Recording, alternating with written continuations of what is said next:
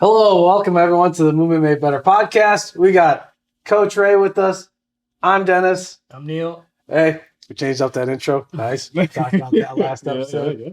How's your weekend, guys? Good, man. It was chill. It was actually nice to kind of have some downtime. Yeah. Pretty chill. Same. Nice.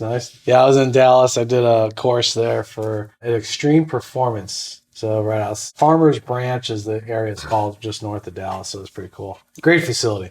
I think about 30,000 square feet. So Massive. That's a Yeah. ridiculous size. a really big space. I didn't know it was that big. I walked in, I was like, oh, damn, this place is huge. Really well run, some great coaches. Mhm. So if you're in the Dallas area, Farmers Branch, check this place out. I think you'll find it's a good place. It's a great facility. If I lived there, I would work out at this place. For sure. Yeah, they got all sorts of little tools, pretty much everything you're looking for, Mhm. all in that one spot. Okay. So that's a nice spot. Nice. That sounds nice.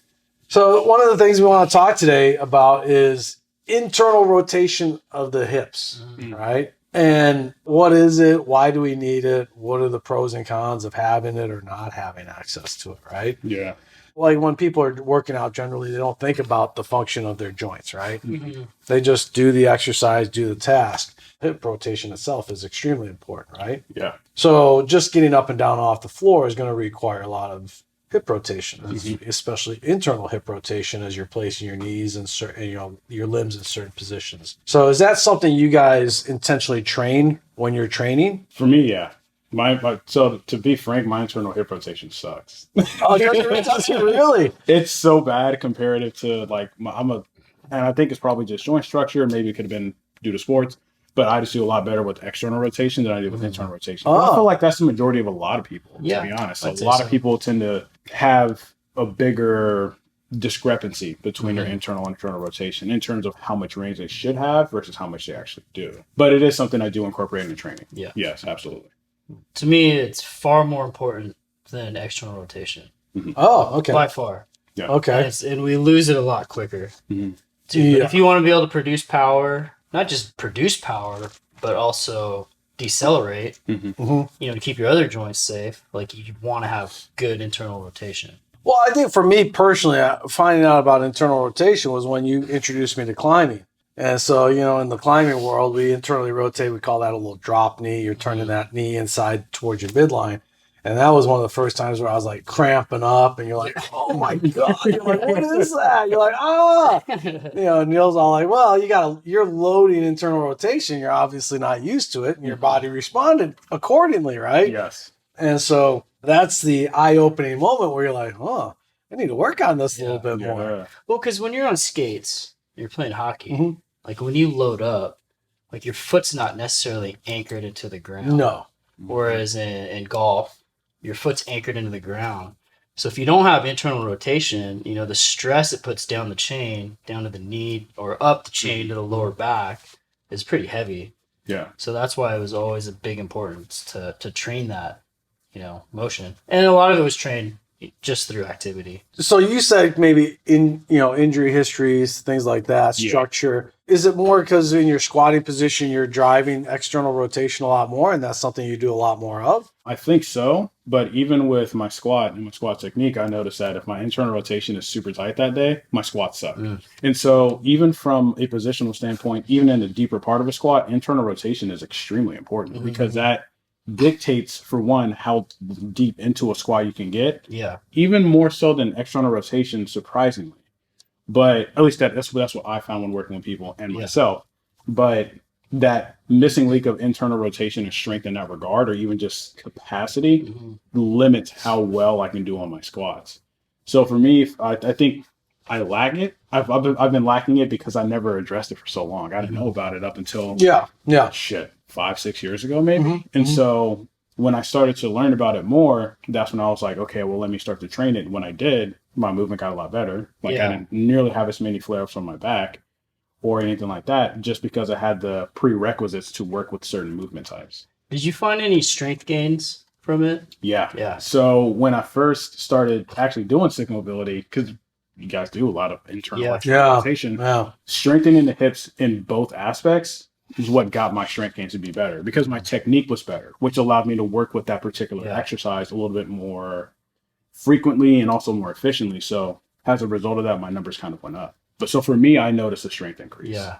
Well, if you think about external rotation, right? Mhm. Your glutes are an external rotator. Mm-hmm. So if you can load internal rotation better, you can access more external rotation. rotation. Yeah. So that makes a lot of sense there. And so that's a problem. A lot of people, they can't use basically their strongest muscle in their body, which is their glutes, Mm-hmm. to produce power because they can't load internally. Yeah. So if you can't access internal rotation, you can't express rotational power as well. Yeah. Yeah. Yeah. Your potentiation is limited. Exactly. Right. And that's the big thing. And I think that's something we can let people know is you got to be able to increase your potentiation. And so if you have lack of internal rotation, that's a big result. Yeah. And that's a big consequence of that. Right. So what's one of your favorite ways to train internal rotation? You want to go? You can go, man. Gosh. It's like a love-hate thing with the 90-90. Yeah. Oh yeah, that's the first thing my mind went to. That is something that, because you can regress it to a bench if you have to for a lot of people. But man, that thing, it's brutal. It's hard. Yeah. It's really hard. It looks easy, but it's not. It's always challenging for me, Yeah. no matter what. Yeah, it is. It's cramp city. Yeah. It is. But out of that position, and there's so many variations we can do. We can load it. You can try to hover the back leg, really good. Mm-hmm. You can Like put the weight on the foot ankle. hovers. Yeah. I know. Oh. We can do partner drills out of there. Mhm. But then you're also working some external rotation on the other leg, so you get a benefit for that too. Yeah. Is that one of your favorite positions? 90-90s. 90-90s. Man. Same love-hate relationship. It's Yeah. really good. It's straightforward.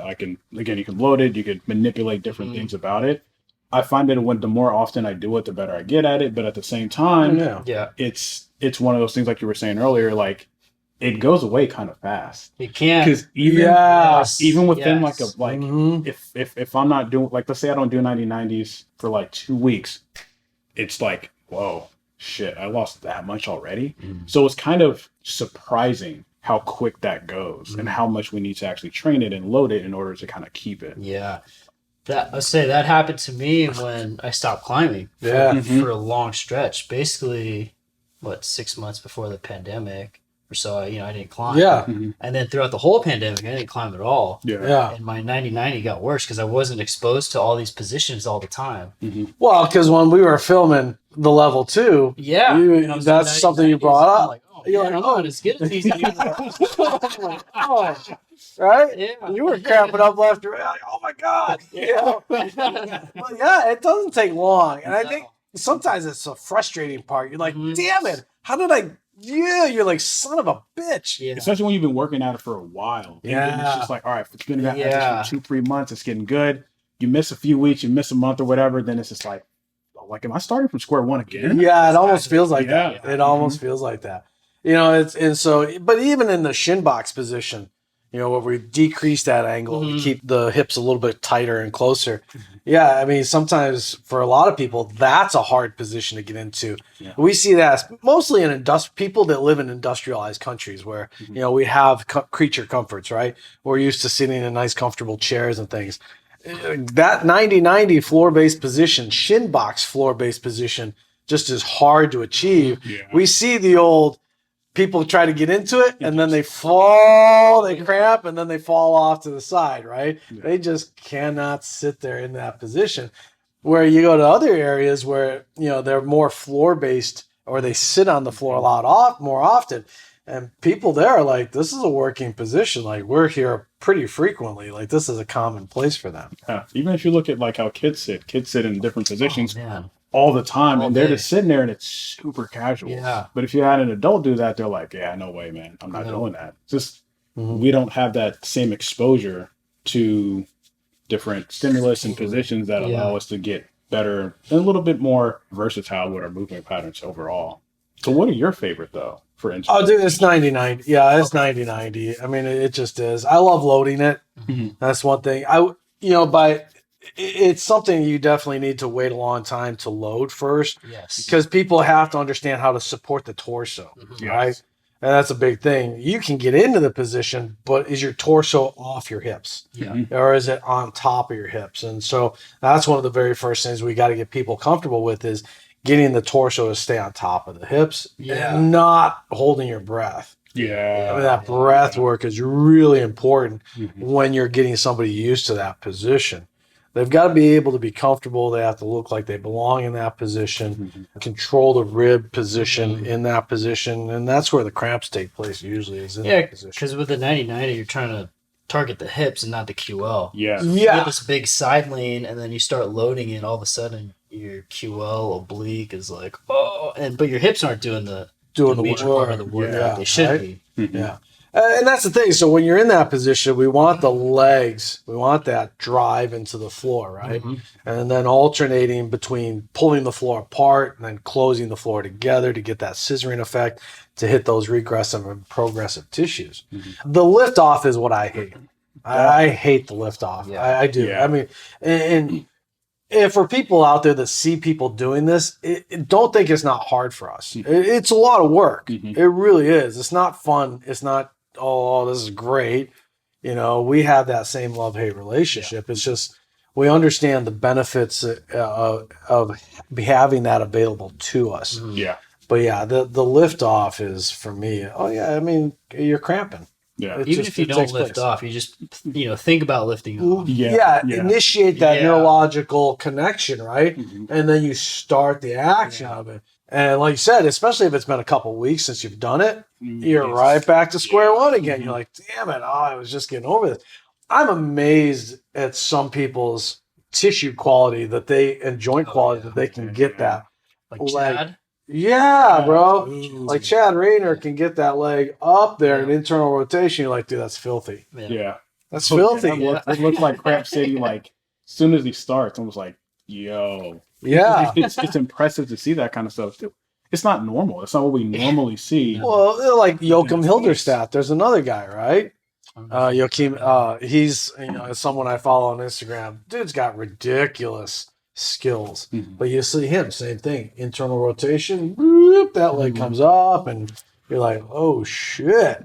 But there's a guy that can literally body weight squat on the tops of his feet, right? And he makes it look like, and he'll come off the ground and he'll just hover that position at 90 degrees. So here he's loading the tops of the feet. He just pushes the feet into the floor and he just levitates up, and he'll sit there and hold it and hang out. That's just mad skills. Right? That's a lot of practice. A lot of practice. Yeah. That's a ton of practice. Like we were talking about last episode was patience, right? And the journey, and think about how long that takes. We'll see something like that and go, oh my God, but then we forget of how long he's been doing this for and how long it took him to get to be able to even do that, right? And so, I was talking to Coach Monica Bolt, who she assisted this weekend in Dallas, and we were talking about that, and I was like, I like loading the tops of my feet. I can get there. I can load the tops of my feet, but I need some assistance. Like I'm using sticks, or I'm holding on to like a plyo box or something to kind of deload that just to get comfortable with holding that position. Yeah. But to sit there and watch this guy just hover that position is just sick. Yeah. Like you're like, wow. But yeah, the internal hip rotation is a massively important thing. It's not for everybody though. You've got to find ways to regress it, because if somebody's got some jacked up knees, taking that person, and we teach that in our course, right? If you got some client that's got some really screwed up knees, putting them on the ground, and even that shin box can be a lot too much torque on their knee. So then we got to find ways to get that person to kind of access more internal rotation, right? So how do we go about doing that if someone's got some messed up knees? Well, we could do it from supine position, right? That's just what I was thinking. Jam sticks into the wall, create some tension, and then do our stick taps. Right. There's one way to do it, or you do it from like the quadruped position. Yeah, that's a great way. There's a ton of ways to do it, but any ways that don't put a ton of pressure. The supine's really good. Supine's probably the safest. Supine's really good. The spine is stabilized from the floor. You can use the sticks, push them into the wall, and then the leaky butt syndrome doesn't kick in either, because you've neutralized that, right? So where they may be trying to, the body senses from a vertical position, I don't have internal rotation, so I'm going to let your ground hip start to sway and move and give you that range of motion. We take them to the floor. We eliminate that cheap methodology right there. So that's a great one. Yeah. Coach Monica actually she did the Group X class to start day 2. She did, for the strength phase, she actually had people doing a hollow out against the wall with the sticks and doing internal and external stick taps while they hold the hollow out position. And I was like, oh, that's spicy. I like that. I was like, that's a nice one. So that was really creative, great imagination, but getting that core activation, stabilize everything, and then see where the internal external hip rotation actually is. Yeah, absolutely. So I really did liking. I'll have to put that up on the coach's page there and show that. But maybe that one goes on Instagram too, because that's a really good one. Well, what are some cons of not having internal rotation? What do we lose if we don't have internal hip rotation? Well, now you're talking about how well, even from just straight up from a stability point, you're not going to have as good a stabilization in the hips as you possibly can, particularly for like anything with single leg. So even if like walking up a flight of stairs, there is a stabilization factor to how well you can stabilize that internal rotation, especially if you're going into like a deep hip flexion type of position. I feel that's where it kind of manifests a lot more. That's where people start getting into the low back or the QL kind of kicking on, because they don't have the proper tissues that are supposed to be stabilizing the hip in a way where it can move efficiently. So just from that point. Yeah, I mean, just basic gait pattern. Right. Because the hip rotators are stabilizers first. Same as the shoulder rotators are stabilizers first. I think that's something that a lot of people don't think of. They're just all like, well, I need to increase just the rotational ability. Well, first of all, let's see if those rotators can help stabilize the pelvis, help stabilize the arm and the shoulder girdle. That's one of the first things we want to think of. But yeah, gait pattern is a big one. Going up the stairs is a big one. Even going down the stairs is a big one. And I think a lot of people have, as they get older and they lose that, then that's usually one of the biggest issues that you hear about from older clients. It's having trouble going up the stairs and down the stairs. And once that kicks in, then there's that mental aspect that they don't want to go up and down the stairs anymore, right? You hear people as they get older, let's say they want to move into a new house or something. What's one of the things they think about? Stairs. How many stairs are there? Right? And so we want to build a resilient enough human being that's not an issue. They're like, bring on the stairs. Freaking, I love that shit. But the other aspect too is getting up and off the floor. Because regardless of whatever position you're in, there is a position of internal rotation at one point or another. So if someone were to lay on the ground, lay on your back, turn over and get up off the floor in whatever capacity you're going to be in, you're going to be in internal rotated hip position. So if you can't even get to that position, now you put in another block for you doing something that's honestly extremely simple, but something that we kind of lose as we get older. Let's say somebody gets to the floor, they're on their back, and you ask them to sit up, or you ask them to get up, I should say. Okay, let's go ahead and stand on up. Do you watch to see if they do a sit-up or if they do a roll pattern, which would actually give them a little bit more of that internal rotation? Yeah, both. I'll see if what they do. What's their first? I want to see how they get up, right? And I find that most people try to do a straight sit-up. Really? Yeah. Oh. That's for me. I think most people try to do a sit-up more than they roll. I have to coax them or tell them about rolling to help get up. That's just my experience. You find that more people tend to roll? I think the people that I've worked on it with tend to roll because they're just not strong enough to do that. Oh yeah, no, They there's roll over and then they find a way that they can kind of push themselves up. Yeah, no, I'll usually see the whole leg momentum. Oh they pull the legs up and then they'll swing them down and create that nice little pendulum motion, that little momentum. But either way, that's what they're usually doing. And I'm like, well, therein lies the reason why you might be experiencing the issues that you experience, because you're not understanding that the easiest way to get up off the floor is rolling. Just roll to your side, strong position, and then get up from there. But so when you got somebody that's just trying to jerk themselves up to that sit-up position, then they're like, I chronically have bad back issues. You're like, I think we may see a reason why you have that. Let's show you a safer, more efficient way of getting up and up off the floor. Yeah, absolutely. We probably lose it as we get older. Well, part of it because tissues change, but also at some point we just stopped doing activities on the ground. True. That's a big part of it. Yeah, you're right. I think that's a big part of it because we tell adults to get on the floor and they look at you like you're odd. Yeah. But it is the safest place to be. Mm-hmm.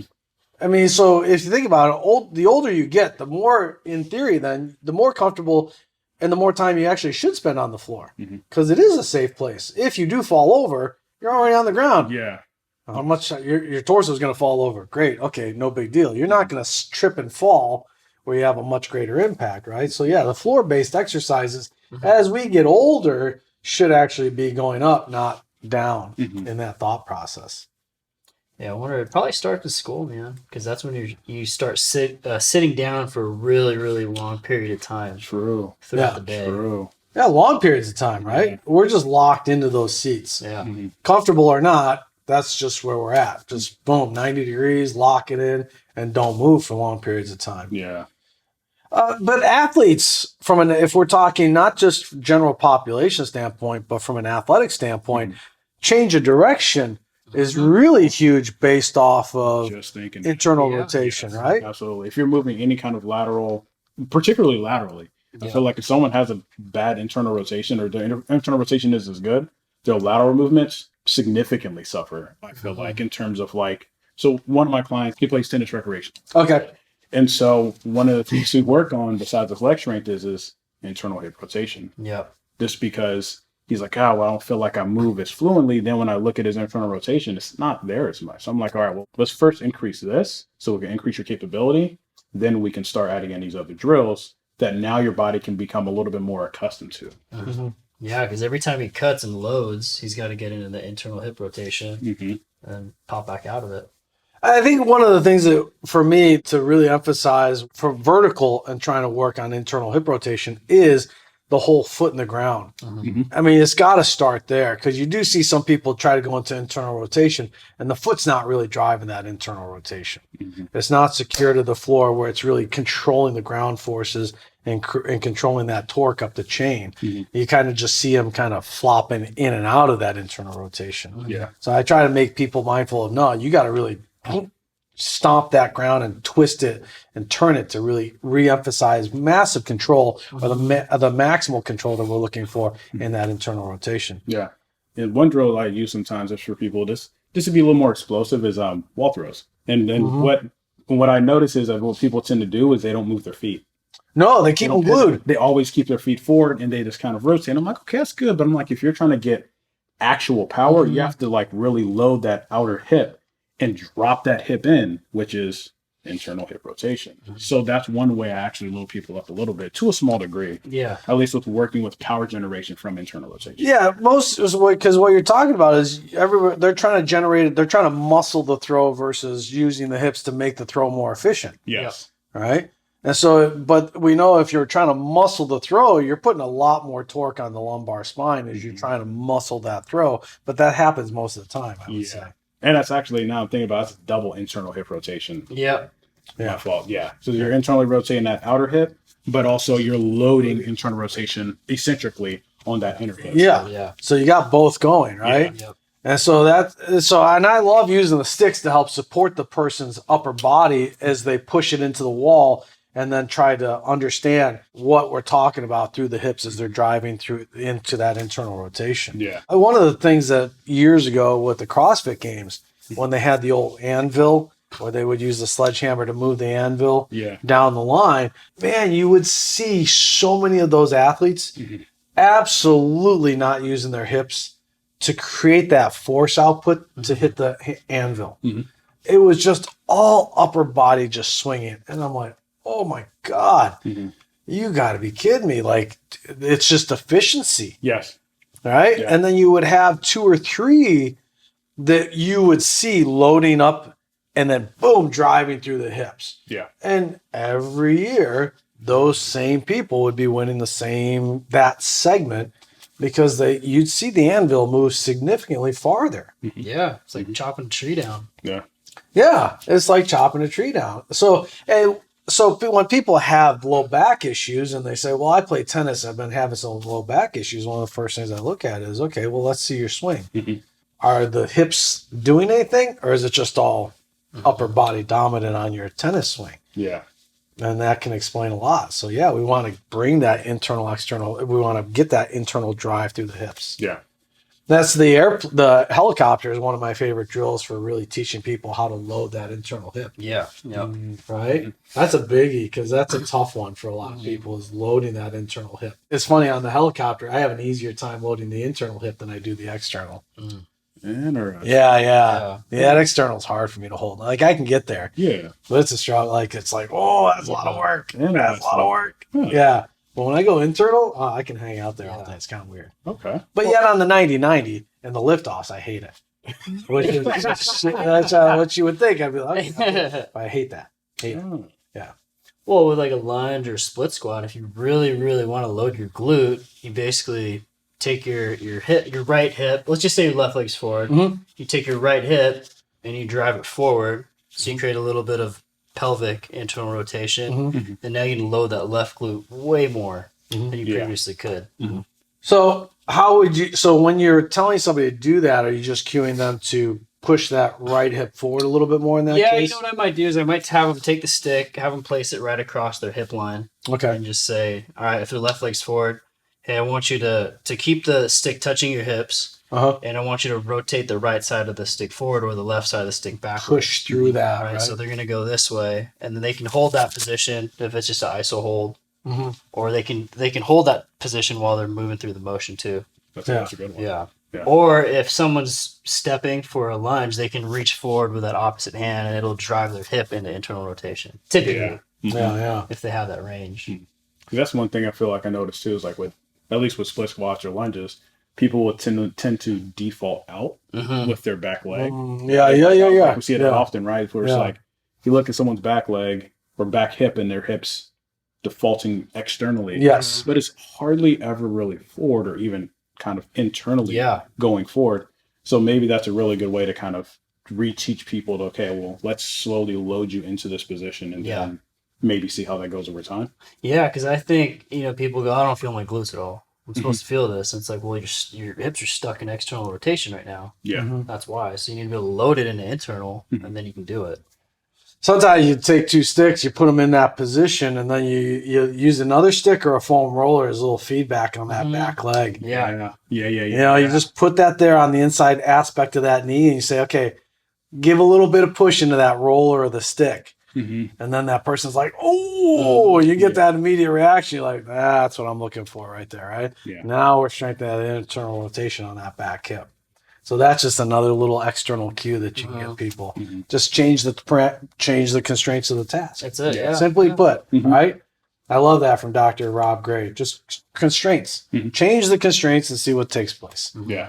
All right. And let people understand how to learn, to get them to learn how to adapt to the drill, task, or exercise that you're asking them to do, right?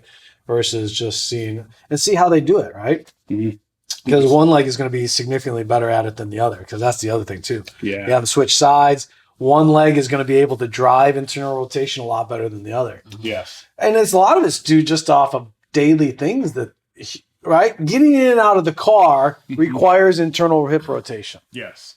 But you're always going to one side, right? Mm-hmm. Right? Europeans, on the other hand, if I'm in England, I'm doing it from the other side. Yeah.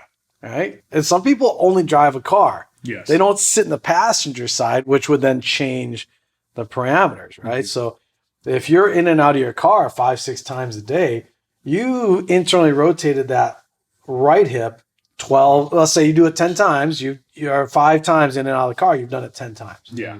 You've loaded it, you've pushed off on it, you've loaded going in. That's way more function and skill and capacity on one hip than you have on the other. Yeah. And that does translate over to when you start to go do other things. Your brain knows that. And your brain's all, okay, I'm going to do this because this is natural to me. And doing it the other way is not. It's not very efficient, and it's not optimal for me. Yeah. The same thing like in professions. Okay. Like if a dental assistant, they're sitting on a certain side of the table. So they're only ever rotating. Yeah. to one Side, yeah. So the rotation gets really, really good on that side. But the other side, all of a sudden, they're like, oh, wow, I can't really rotate that well. Yeah. Because you don't ever rotate to that side. So now your body was like, well, we don't need this anymore. So we're going to kind of get rid of the skill for now. Mhm. But it's just those minor day-to-day loads is what kind of drives a lot of those asymmetries, I feel like. Yeah, it's usually just these micro loads too. Yeah. You know. It's small. Yeah. It's not heavy.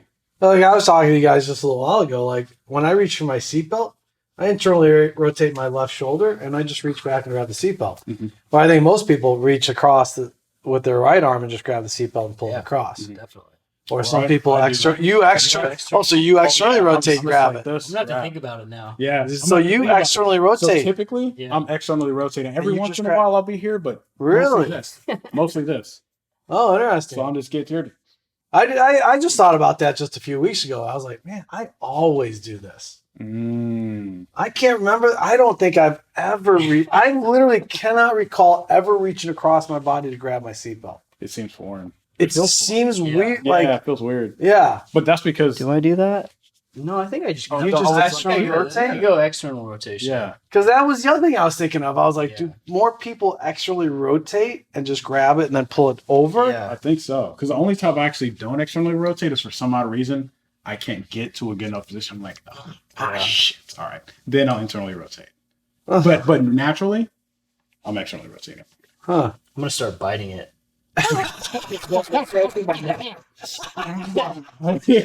Bring it down and reach across. We're gonna start finding weird ways to be able to grab the seatbelt. Man. Grabbing your seatbelt, the new mobility drill. Hey, for real. Change it up, right? Yeah. I bet you if I went to externally rotate to grab the seatbelt, I'd cramp. I'd be like, oh, no. You see me like, oh, cramp. People in the car next to me would be like, what the fuck's wrong with that guy? Oh, cramp. It's like if you wanna test your hip strength, in hip control, you start driving with your knee. Hey, that is harder than people It is. Oh, it is hard. It is hard. Especially Yeah. It's Yeah. not that easy. No, don't do that. Don't do that. Yeah, I don't don't do that. recommend Don't do it. it. But for people that have, they can. Yeah, it's not easy. It's not easy. Yeah, like you're driving the hips and you're moving. Yeah, that's a big one. Man. That's funny shit. But yeah, just everyday common stuff that we're habitual. We get into a pattern and that's what we do. And it's that build up over time. It's just, but it's like you said, it's very sub-maximal. So we don't really think about it as a strength component, so to speak, Yeah. right? In many ways, but it is. But I think it also shows you how doing sub-maximal work every single day can make a big change over a period in of your time. tissues over time. So Right. looking at the other way, where it's like, hey, let's go do these 90-90s or stick taps every single day for 3 minutes, whatever it is. Yeah. Could make a big impact over the course of 5 years. Yeah. Right. For people that can get into a shin box or 90-90, we recommend in the course, we say, hey, just spend a minute a day on each side. 1 minute. That's it. It's 2 minutes of your time. Yeah. 2 minutes, 20 seconds if you change sides. Yeah. Right. Okay. So there you go. But it's still under 3 minutes. Yeah. If you're telling me that you don't have 3 minutes to spare, then you're just putting up walls. Yeah. Like you're just intentionally not wanting to do it. But yeah, you got 2 minutes. You can do a minute on each side. Over a period of time, you're It gonna be like, I becomes easy. own It's this easy. shit. Well, at the very least, you're going to maintain that for a long time. Exactly. At least stay status quo. Yeah. Right. But yeah, you should see some decent improvement Yeah.